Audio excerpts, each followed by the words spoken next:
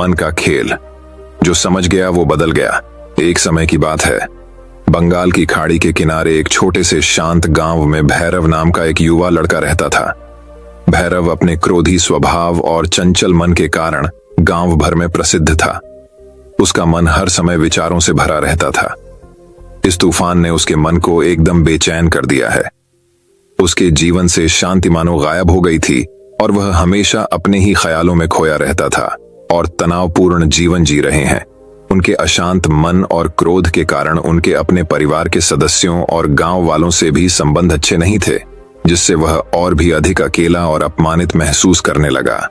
वह और भी अधिक मानसिक तनाव की परिस्थिति में चला जाता है। एक समय की बात है, भैरव अपने गांव की गलियों में घूम रहे थे। तभी उनकी मुलाकात एक महात्मा बुद्ध से हुई, जो एक पेड़ की छाया के नीचे ध्यान में बैठे थे। महात्मा बुद्ध के चेहरे से निर्मल शांति की आभा झलक रही थी। इस असीम शांति में भैरव महात्मा बुद्ध की ओर आकर्षित हुए। जब भारत महात्मा बुद्ध के करीब आया तो उसे अपने आसपास एक सकारात्मक ऊर्जा का एहसास हुआ। भैरव को एहसास हुआ कि इस असीम शांति और सकारात्मक ऊर्जा का स्रोत कहीं न कहीं महात्मा बुद्ध के भीतर ही था। इसलिए वह वहीं बैठकर उसकी आंखें खुलने का इंतजार करने लगा। थोड़ी देर बाद जब महात्मा बुद्ध की आंख खुली तो उसने एक युवा लड़के को अपने सामने बैठा पाया, जो बहुत तनावग्रस्त और नकारात्मक भावनाओं से भरा हुआ लग रहा था। भारत में महात्मा बुद्ध की ओर हसरत भरी निगाहों से देखा और बहुत विनम्रता से कहा, गुरु, मेरा मन बहुत अशांत है और मेरे मन के विचार मुझे खाए जा रहे हैं। मुझे एक पल के लिए भी शांति महसूस नहीं होती। क्या आप मुझे सिखा सकते हैं कि मैं अपने अशांत मन को कैसे शांत करूं? महात्मा बुद्ध ने भैरव की पीड़ा को समझते हुए करुण दृष्टि से देखा और कहा, मेरे प्यारे बच्चे, मैं तुम्हें एक कहानी सुनाना चाहता हूं। इस कहानी में मानसिक शांति और खुशी के रहस्य छिपे हैं। क्या आप कहानी सुनना चाहेंगे? भैरव ने हों में सिर हिलाया और पूरी एकाग्रता कहानी सुनने को तैयार हो गए। आपके अंदर जिज्ञासा चरम पर थी। बहुत समय पहले की बात है। एक नगर में शक्ति नाम का एक आदमी रहता था। शक्ति बेहद महत्वाकांक्षी व्यक्ति थे और उन्हें हर काम में लोगों से डेट की जरूरत पड़ती थी। यदि उसे किसी से असफलता और बुराई सुनने को मिलती है तो वह गहरी चिंता और तनाव में चला जाता है।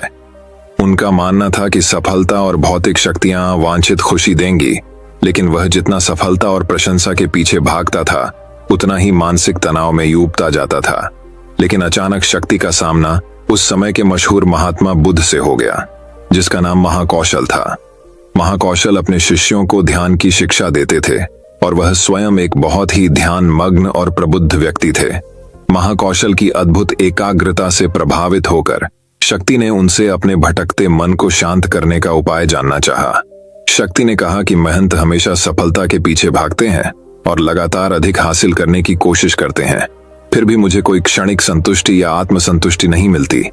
इस निरंतर बेचैनी के बीच मैं शांति कैसे पा सकता हूँ? महात्मा बुद्ध ने करुण दृष्टि से उसकी ओर देखा और उत्तर दिया, आपका मन एक अशांत नदी की तरह है, जो हमेशा बहती और बहती रहती है, कभी भी अशांत नहीं रह सकता। इसलिए इस अशांत मन को शांत करने के लिए आपको अपने विचारों को बिना किसी रुकावट के जाने देने की कला सीखनी होगी। शक्ति को आश्चर्य हुआ और उसने पूछा कि मैं अपने विचारों को कैसे जाने दूं?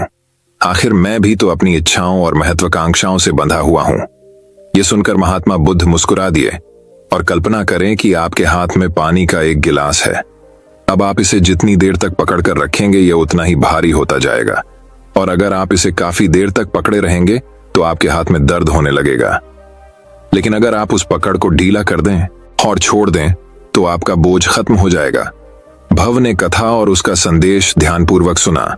वह समझ गया कि अपने विचारों और इच्छाओं से चिपके रहने से उसका बोझ बढ़ जाता है और अंदर ही अंदर अशांति पैदा कर देता है। अब भैरव को कथा का अंत सुनने की उत्सुकता से प्रतीक्षा थी।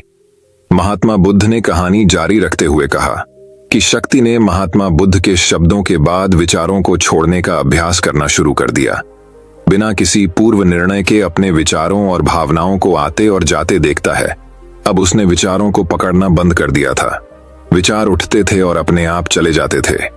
धीरे धीरे उसे यह एहसास होने लगा कि उसकी इच्छा और भावना भी सभी दुखों का कारण है। जैसे जैसे शक्ति ध्यान में गहरे उतरते गए उन्होंने पाया कि वर्तमान में जीना ही आंतरिक शांति का एकमात्र स्रोत है। वह खुद को वर्तमान में स्थापित करके अपने मन की निरंतर बकवास से छुटकारा पा सकता है। धीरे धीरे शक्ति का मन एक शांत झील की तरह हो गया, जो बाहरी दुनिया को अपने अंदर प्रतिबिंबित करती है। उन्होंने जीवन की सादगी में संतोष को अधिक महत्व दिया और भौतिक संपत्ति के प्रति अपना लगाव छोड़ दिया। जैसे ही सत्ता में ऐसे बदलाव की खबर लोगों के बीच फैली, दूर दूर से लोग मार्गदर्शन लेने आने लगो। लोगों को विचारों को मुक्त करने की कला सिखाना और उन्हें अपने भीतर शांति खोजने के लिए मार्गदर्शन करना, वह लोगों के बीच शांति और ज्ञान का प्रतीक बन गए। शक्ति और साधु की कथा समाप्त कर महाकौशल महात्मा बुद्ध कुछ देर के लिए चुप हो गए, ताकि इस कहानी का अर्थ भैरव के मन में अच्छी तरह बैठ जाए। भारत में महात्मा बुद्ध की ओर देखा तो उनकी आंखों में अब एक नई समझ दिखाई दे रही थी। भैरव ने धीरे से कहा कि मुझे इस कहानी में ज्ञान दिखता है, लेकिन मैं इसे अपने जीवन में कैसे लागू करूं? मैं अपने अशांत मन को कैसे शांत कर सकता हूं? भैरव के इस सवाल पर महात्मा बुद्ध गर्मजोशी से मुस्कुराते हैं और फिर कहा कि अशांत मन को शांत करने का अभ्यास आत्म जागरूकता से शुरू होता है। अपने भीतर उठने वाले विचारों का निरीक्षण करने के लिए प्रतिदिन कुछ समय निकालें। उन भावनाओं पर ध्यान दें जो आपके मन में आती हैं और देखें कि वे कैसे आती हैं, और आकाश में गुजरते बादलों की तरह चले जाओ। भैरव ने आंखें बंद कर लीं और महात्मा बुद्ध के कहे अनुसार अपने विचारों का अवलोकन करने लगे। जैसे ही उसने अपने भीतर उठने वाले विचारों पर देना शुरू किया, उसे एहसास हुआ कि इसलिए उसे चिंता और इच्छाओं की एक निरंतर धारा अपने अंदर बहती हुई महसूस हुई। सिर्फ एक एहसास ने ही नहीं, उसे एक अद्भुत शांति का एहसास कराया। उन्हें यह भी एहसास हुआ कि यह सभी विचारों और भावनाओं से अलग है। महात्मा बुद्ध ने आगे कहा कि जैसे उसने खुद को सभी मोह माया से अलग कर लिया था, अपने मन को अशांतकारी विचारों और भावनाओं से मुक्त करने का अभ्यास विकसित करें। बिना किसी पूर्वग्रह के विचार को वैसे ही स्वीकार करें जैसे वह आता है, और फिर धीरे धीरे उन्हें जाने दें और अपना ध्यान वर्तमान क्षण पर केंद्रित करें। लेकिन भैरव ने टोकते हुए कहा कि क्या होगा अगर विचार और भावनाएं इतनी मजबूत हों कि वे बनी ही रहें और दिमाग से निकलने से इनकार कर दें। महात्मा बुद्ध ने भैरव की बात पर सहमति जताते हुए सिर हिलाया और कहा, ऐसे कई मौके आएंगे जब आपके मन में सवालों का बवंडर चल रहा होगा। जब आपका दिमाग आपकी बात ही नहीं सुनेगा, तो ऐसे में आपको अपनी सांसों की ताकत पर विश्वास करना होगा। एक बार फिर भिक्षु ने भैरव से कहा, अपनी आंखें बंद करो और अपनी सांसों पर ध्यान केंद्रित करने के लिए अपने पेट को ऊपर उठता हुआ और मथता हुआ महसूस करो। महात्मा बुद्ध ने बताया कि जब भी आपका मन अशांत हो तो तुरंत अपनी सांसों पर लौट आएं। सांस की गति आपको तुरंत वर्तमान के चरणों में वापस खींच लेगी और आपको शांति का अनुभव कराता है। एक महात्मा बुद्ध के निर्देश अनुसार आने और जाने वाली सांसों पर ध्यान केंद्रित करने का प्रयास किया। इस छोटे से व्यायाम से उन्हें मानसिक शांति का अनुभव हुआ। उसे याद आया कि उसकी सांसें हमेशा उसके साथ थीं, जो उसे वर्तमान क्षण की याद दिलाती थी। आराम और शांति लाता है। भैरव के इस विकास को देखकर महात्मा बुद्ध मंद मंद मुस्कुराए और बोले, मेरे प्रिय, बेचैन मन को शांत करना एक ऐसी साधना है जिसके लिए बहुत प्रयास और दृढ़ इच्छा शक्ति की आवश्यकता होती है। क्योंकि लगातार व्यायाम से मांसपेशियां मजबूत होती हैं, उसी तरह नियमित अभ्यास से मन भी शांत होता है। स्वीकृति में सिर हिलाते हुए एक महात्मा बुद्ध को धन्यवाद देते हुए उन्होंने वादा किया कि आज से वह अपने अशांत मन को शांत कर सकेंगे और अपनी गैर शक्तियों को मुक्त कर सकेंगे और अपने भीतर शांति पाने के लिए इस यात्रा पर निकलने में सक्षम हो सकें।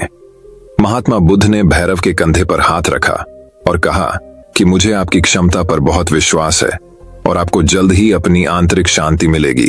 लेकिन याद रखें कि यह आसान नहीं होगा।